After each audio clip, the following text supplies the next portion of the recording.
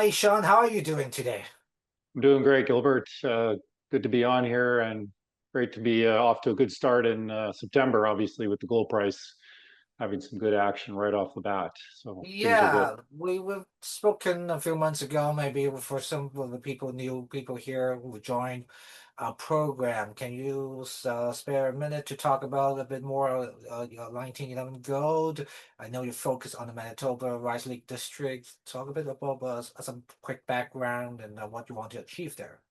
Sounds good. Yeah, no, for those that are just joining us for the first time or need a refresher, 1911 Gold owns the Rice Lake property. That is our strategic focus. We do have some other properties elsewhere, but almost 100% of our time and effort is focused on the Rice Lake asset. It's located about 3 hours north of Winnipeg in the province of Manitoba. It lies within the Birch-Uchi Greenstone Belt, which also contains the Red Lake Camp, about 100 kilometers to the east of us. And then further on from there, you've got the Springpole asset from First Mining. So we sit in a very prolific greenstone belt. We've got 100% of a 62,000 hectare land package, which basically sits on the western portion of that greenstone belt. So really big footprint. And right in the center of that footprint is a fully permitted mill, underground mine with 1.1 million ounce resource in it already, and tailings facility that is operational, as well as full camp infrastructure and low-cost hydropower as well. So really good setup for what we're focused on right now, which is primarily growing the resource and returning to production over the next year and a half. Yes, let's talk a bit more about some of the recent developments. That's pretty important for people to know moving forward. You recently completed over 13 million financing. What sort of funds gonna be allocated, and how far would those money take you to what stage? Certainly, and I think just to back up quickly, we've gone through a progression of financings over the last 2.5 years as part of our strategy to rebuild this mine and get back into production. And this was really the crowning achievement on our step there. Prior to this, we've obviously brought Eric Sprott in, as well as a few institutional shareholders. But on this round in particular, it was predominantly institutional shareholders backed by also Eric Sprott, and a previous corporate investor came in as well, pro rata. And then a number of our existing high net worth investors also came back in, based on the premise of the company and the strategy, and really signing off on what we're doing. So with these funds now, and with a really strong, stable set of shareholders, we're progressing aggressively but carefully towards production.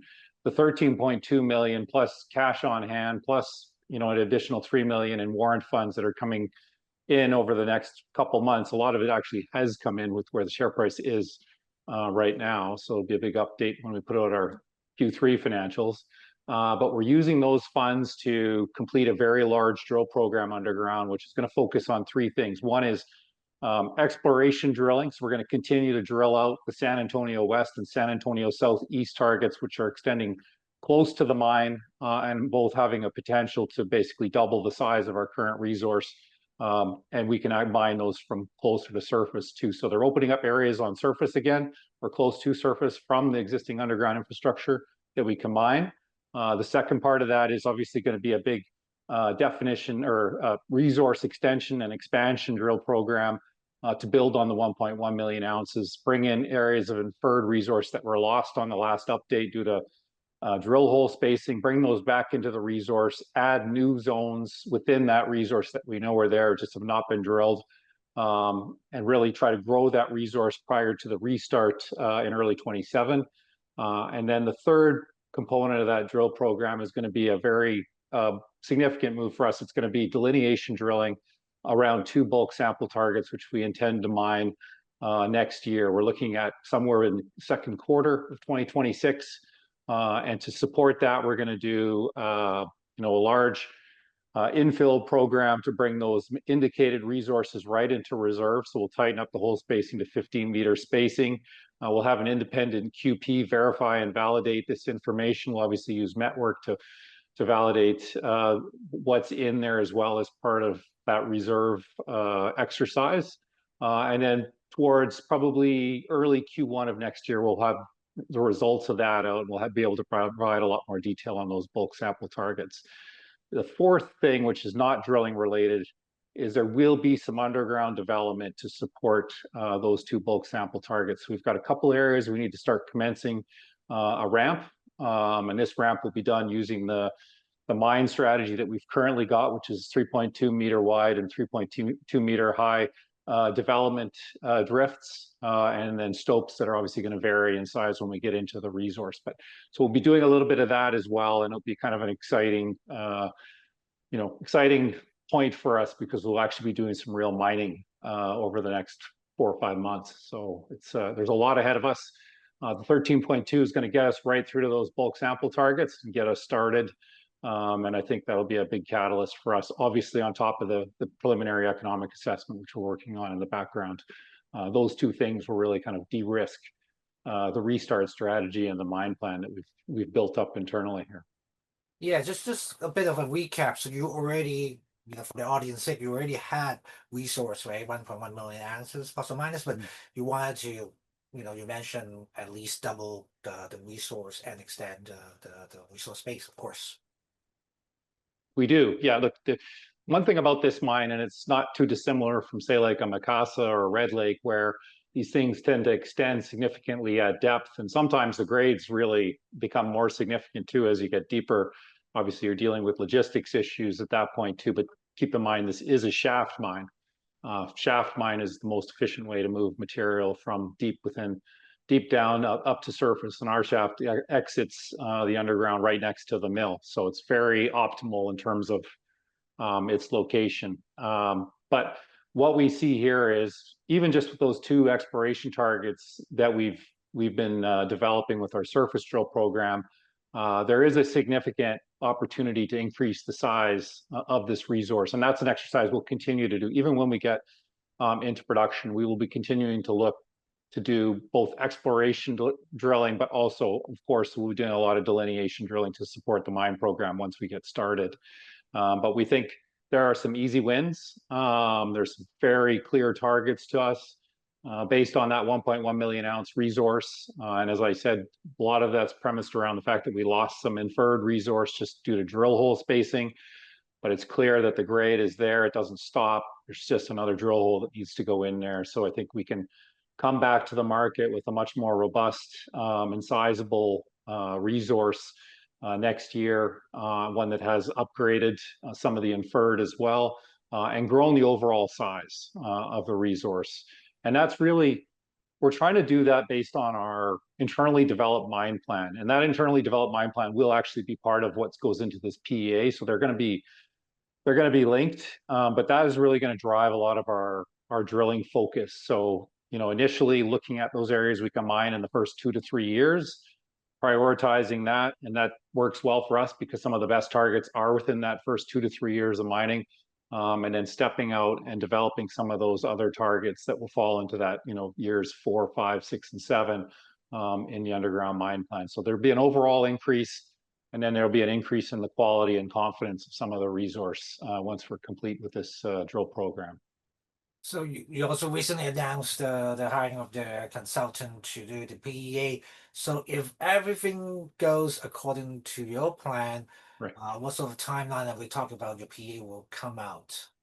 Yeah, in mining, everything is if it goes according to plan, yeah, for sure. And look, we've targeted Q1 2026 for the completion of the PEA. We're obviously hoping to do better than that and get that news out this year. I realize, of course, we've got pros and cons on our side. The biggest pro, and I think really outweighing any cons, is the fact that we're dealing with already completed infrastructure, already completed mine plans and mine infrastructure that we're working off of. So AMC doesn't have to come in and design the optimal mill. We know what works already, and we've already built it, and there's nothing really else needed. We don't need to start, putting together development plans because the bulk of the resource already lies in close proximity to the current underground mine areas. We need to obviously put in ramps to access, and that's going to be part of that program. So there's going to be an accelerated timing on our PEA versus one that's starting from scratch.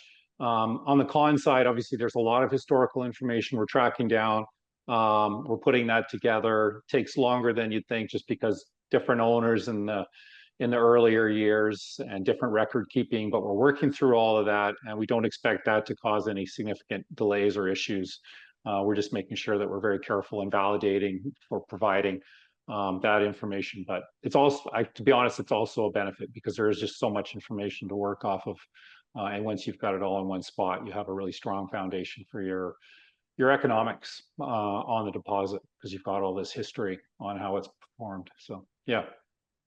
Yeah, let's talk a bit about the share price too, because a few months ago, you were, 1911 ago is mostly forming a base around 20 cents plus or minus, but in the last quite a few weeks, we see the steady climb. Now well over 30 cents already trading. So any reasons why this is happening? Look, I think, I'd be misleading everyone if I didn't say obviously the gold price isn't a big factor in the movement of most of the gold juniors. As we all know, the seniors are the leaders in these gold price movements, and the fact that companies like Newmont and of course Agnico was an early lead on this, but have really seen significant upticks in their share price is really what's driving the junior market, and that's the history of how these things go. Once people start to get confidence in the fact that those seniors are actually going to, in fact, move with the gold price and will benefit from the gold price, then they start to look down at what other opportunities are there where there's significant mismatched pricing on those opportunities. And of course, the junior market, as we all know, has been suppressed for quite a long time, and the values of the juniors are really mismatched with the potential value creation that they can provide either on a takeout or a production scenario, and all the opportunities that would open up from there. So in 1911's case in particular, people are, we've been marketing quite heavily for the last year and a half to 2 years with the new strategy.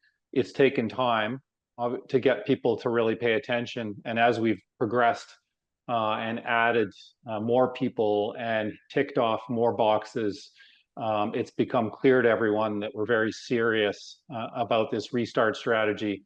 And I can tell you right now that we're making a few really great additions at the site level that are going to really push this forward from the ground. So it's great to have Gary and I out there leading the charge, but you really need the people at site to make this happen. And we've got a couple of really good people coming in, and I've got my eye on a third one here as well. And that's really going to push things forward quickly. And I think that's what people are seeing. Obviously, the financing was really key too, because for once, in the last many years, people are seeing a company that's now well capitalized and can actually achieve another big significant step forward before figuring out the next sources of funding. And obviously we'll be in a really great position because we'll be right in front of a large bulk sample or test mining program ahead of us before we look at doing anything. So it positions us very well, also to minimize any future dilution because of the things we're going to look at for that. So I think that's really what's happening. We're seeing people waking up to 1911. We've attracted a lot of attention. We've got a decent network now through people like yourselves as well. We're reaching new markets, and they look at us, they look at similar scenarios, and they see that there's a big gap still in terms of valuation. And I'd argue this asset stands up extremely well compared to a lot of the other opportunities I see out there. There's a lot of untapped potential here, and I think the longer we're here, the more clear that's going to be. So we're excited. I think it's great to see the share price moving. I think we're going to get a lot more traction here.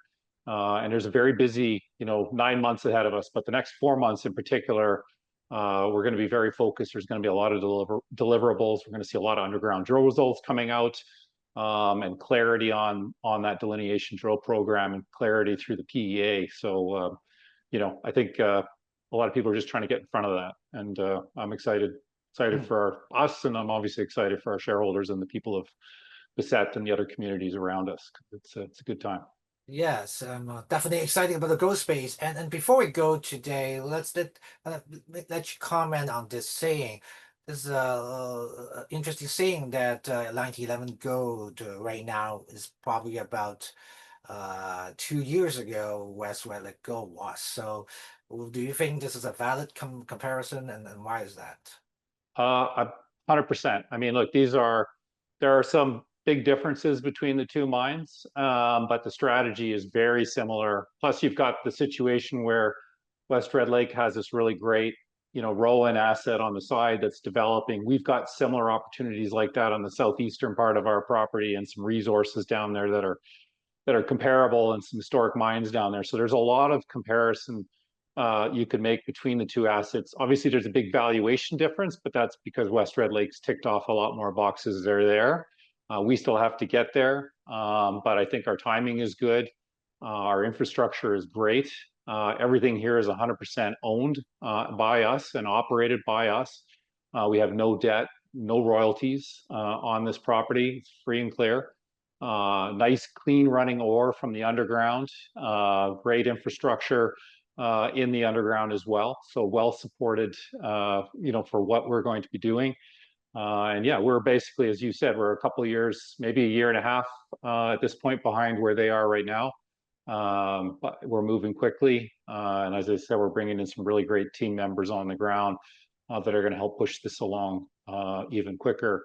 And I think our asset, I really like it. I think it's going to be good. I think we're going to unlock a lot of potential in there, show some real size over the next 9 to 12 months within that underground. And then from there, we start looking at the rest of the property. We've got a lot of good prospects. Create a real hub and spoke model here, not too dissimilar from what Shane's trying to achieve over there. So I think it's a decent comparison. There are differences. There's obviously different metallurgy, but geological structures very similar as well, and the mining methods very comparable. But yeah, you'll see a lot more when we do the PEA, and you'll be able to do a little bit of an apples to apples comparison once that's out, because that's really going to explain our mining plan a lot clearer, and that's going to highlight some of the actual execution differences. But yeah, you look at them and look at us and say, where is this going to be in a couple of years? And you've got a very good idea. I think we can be there a little faster, and obviously the gold price is going to help us get there. Great, Shaun, thank you for sharing your update with us on 1911 gold here today. No problem, Gilbert. Great to be here with you, and looking forward to returning.